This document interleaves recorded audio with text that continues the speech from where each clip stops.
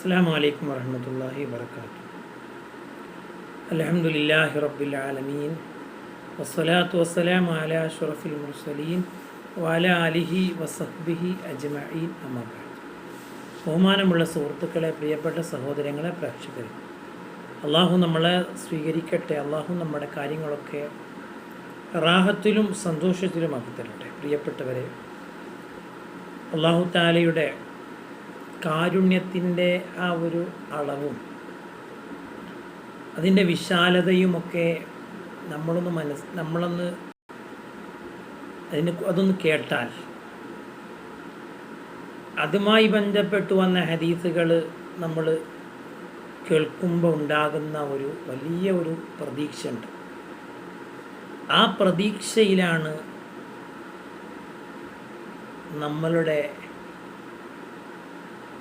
സന്തോഷങ്ങളും നമ്മുടെ കാര്യങ്ങൾ അള്ളാഹുവിലേക്ക് അർപ്പിക്കുവാനുള്ള താല്പര്യവും നമുക്ക് ഉണ്ടാകുന്നത്. അള്ളാഹു തആല 100 കാരുണ്യങ്ങളെ അള്ളാഹു പഠിച്ചിട്ടുണ്ട്. വ്യത്യസ്തമായ ഹദീസുകളിൽ ഇത് രേഖപ്പെടുത്തിയിട്ടുണ്ട്. അതിൽ അള്ളാഹു തആല ഒരു കാരുണ്യം മാത്രമേ ഭൂമിയിൽ വെച്ചിട്ടുള്ളൂ. ബാക്കി 99 അനുഗ്രഹങ്ങളും അള്ളാഹു തആല പരലോകത്തേക്ക് മാറ്റി വച്ചിരിക്കുകയാണ്. അള്ളാഹുവിൻ്റെ റസൂൽ സ്വല്ലല്ലാഹു അലൈഹി വസല്ലം പറഞ്ഞ ഹദീസുകൾ ഇമാം ബുഖാരിയും മുസ്ലിമും രേഖപ്പെടുത്തുന്നുണ്ട്. ആ ഹദീസ് മാത്രമാണ് ഇപ്പോൾ ഇന്ന് നമ്മൾ പറയുന്നത്. വളരെ സ്വഹീഹായ ഹദീസ്. ഇമാം ബുഖാരിയും ഇമാം മുസ്ലിം റളിയല്ലാഹു അൻഹു, ജഅലല്ലാഹു റഹ്മത 100 ജുസ്, അള്ളാഹു കാരുണ്യത്തെ 100 ഭാഗമാക്കി. ഫഅംസക ഇൻദഹു 99, 99 കാരുണ്യവും അള്ളാഹു തആല അവൻ്റെ അടുക്കൽ അള്ളാഹു എടുത്തു വച്ചിരിക്കുകയാണ്, നമുക്ക് വേണ്ടി അവിടെ സൂക്ഷിച്ചു വച്ചിരിക്കുകയാണ്.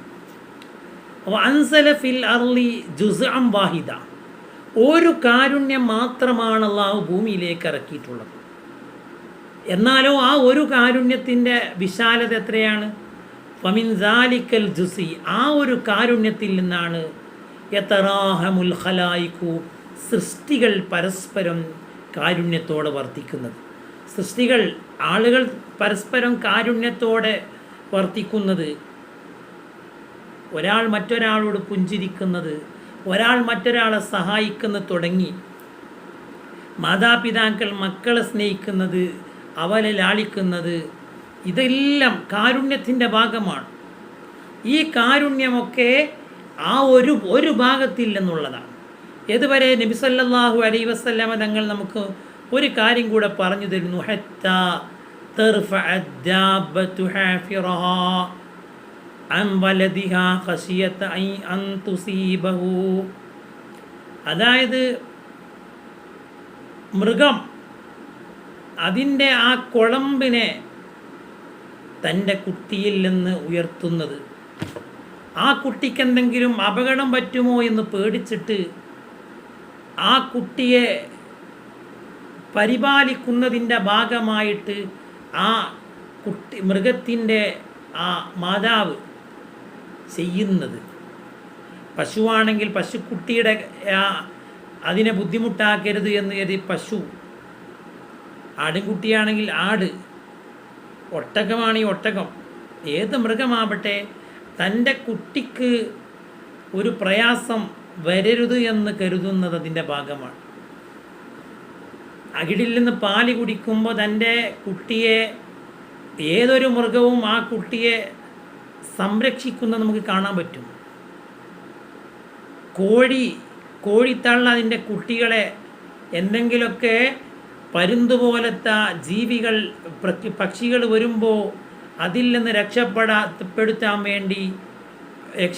വേണ്ടി കോഴിക്കുഞ്ഞുങ്ങൾ ആ തള്ളയുടെ ചിറകിൻ്റെ ഉള്ളിലേക്ക് ഒളിക്കുന്നത് നമ്മൾ കാണാറുണ്ട്.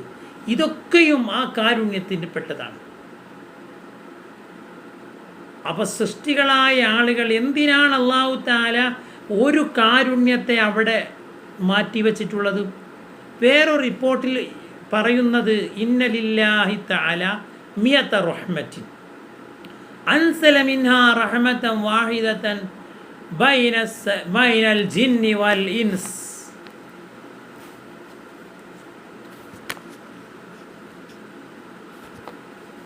വൽ ബഹായിമി വൽ ഹവാം. മൃഗങ്ങൾ, അതുപോലെ മറ്റുള്ള ജീവികൾ, മനുഷ്യർ, ജിന്നുകൾ എല്ലാവരും അവർക്കിടയിലൊക്കെ കാരുണ്യങ്ങളെ പ്രചരിക്കുന്നതും കാരുണ്യത്തോടെ അവർ വർത്തിക്കുന്നതുമൊക്കെ ഈ ഒരു കാരുണ്യത്തിൻ്റെ ഭാഗം. ഫബിഹായ തആതഫൂന വബിഹായ തറഹമൂൻ. അവർ പരസ്പരം ദയയോടെ പെരുമാറുന്നത്, പരസ്പരം കാരുണ്യത്തോടെ പെരുമാറുന്നതൊക്കെ ഈ ഒരു റഹ്മത്തിൻ്റെ ഭാഗം. ഒരു റഹ്മത്തിൻ്റെ ഭാഗം. എത്രയോ കോടിക്കണക്കിന് മനുഷ്യന്മാർ, കോടിക്കണക്കിന് മൃഗങ്ങൾ പ്രപഞ്ചത്തിൽ, അവരൊക്കെ പരസ്പരം കാരുണ്യത്തോടെ, പരസ്പരം ദയയോടെ അവർ ചെയ്യുന്നത്, അവർ കരുണ കാണിക്കുന്നത്, ദയ കാണിക്കുന്നതൊക്കെ ഈ ഒരു റഹ്മത്തിൻ്റെ ഭാഗമാണ്. വബിഹാ തഅ്തിഫുൽ വഹ്ശു അലാ വലദിഹാ. മൃഗം അതിൻ്റെ കുട്ടിയോട് കാണിക്കുന്നത്. ഇനി അല്ലാഹു തആല 99 റഹ്മ, അല്ലാഹു തആല 99 പിന്തിച്ചു. എന്തിനെ? അതെന്തിനാണ് അല്ലാഹു തആല പിന്തിച്ചത്? യർഹമു ബിഹാ ഇബാദഹു യൗമൽ ഖിയാമ.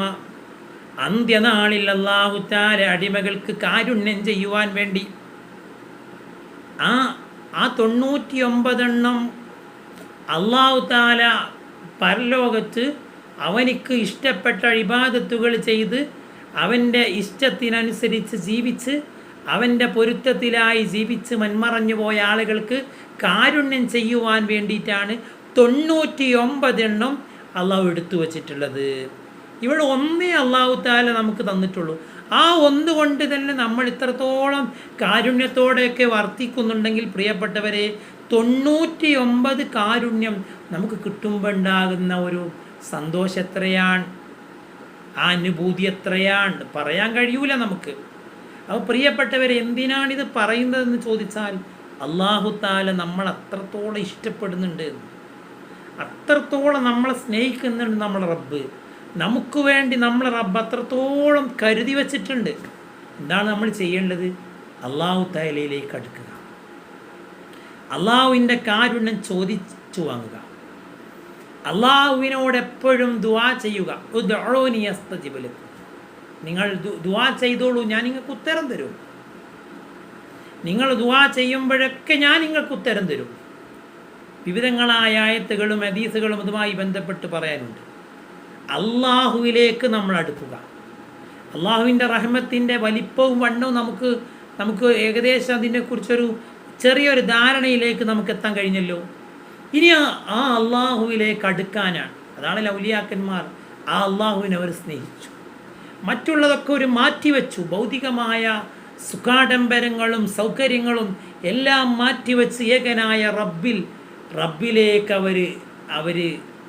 അവർ അടുത്തത്, അള്ളാഹുവിനെ അവർ കൊതിച്ചത്, അള്ളാഹുവിൻ്റെ ഇഷ്ടത്തെ അവർ ആഗ്രഹിച്ചത്, അള്ളാഹുവിൻ്റെ പൊരുത്തത്തെ അവർ അതിനുവേണ്ടി പ്രവർത്തിച്ചത്, അതുമാത്രം എന്നുള്ള രൂപത്തിൽ അവർ ജീവിച്ചത് അതിനു വേണ്ടിയാണ്. അള്ളാഹു നമുക്ക് തൗഫീഖ് നൽകട്ടെ, അള്ളാഹു തൗഫീഖ് നൽകട്ടെ. നിങ്ങളൊക്കെ ദുആ ചെയ്യണം. സല്ലല്ലാഹു അലാ മുഹമ്മദ് അല്ലാഹുമ്മ സ്വല്ലി അലാ മുഹമ്മദ് യാ റബ്ബി സ്വല്ലി അലൈഹി വസല്ലം. അസ്സലാമു അലൈക്കും വറഹ്മത്തുള്ളാഹി വബറകാതുഹു.